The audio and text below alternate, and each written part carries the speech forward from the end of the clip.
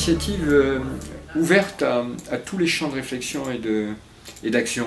C'est-à-dire qu'il y a des journalistes, il y a des géographes, il y a des biologistes, il y a des gens qui sont très spécialisés dans les questions environnementales. Et c'est la convergence de tous ces points de vue pour une réflexion qui interroge notre devenir collectif. Voilà. Et comment on peut changer ce que nous sommes en train de vivre et qui menace l'humanité. C'est pas un petit projet. J'attends qu'il en sorte quelque chose là où jusqu'à présent il n'est sorti jamais quoi que ce soit de positif et d'intéressant. La prise en compte d'une réalité, sortir du déni. Nous sommes aujourd'hui confrontés à une question qui est pour de bon existentielle, qui engage encore une fois l'avenir de l'humanité. Le dire, l'entendre prononcé par des responsables politiques de haut niveau, et surtout engager une action, mais qui soit la démonstration d'une volonté collective et coordonnée d'agir.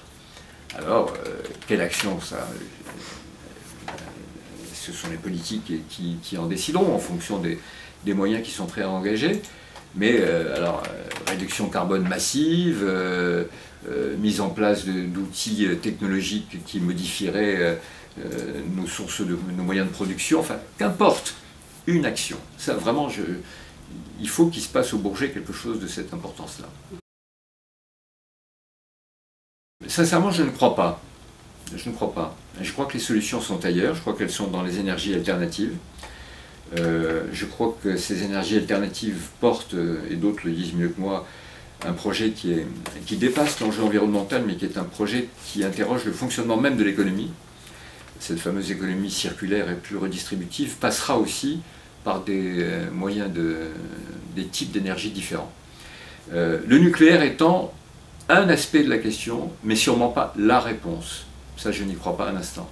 Et d'ailleurs, si c'était la réponse, je m'en inquiéterais beaucoup. Parce que je considère que le nucléaire a des vertus.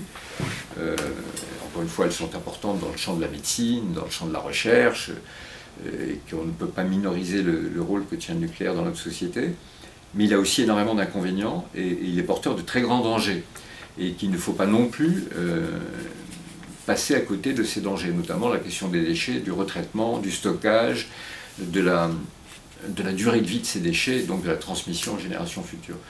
Donc le nucléaire inscrit dans un panel de solutions, pourquoi pas, après étude, mais sûrement pas la solution.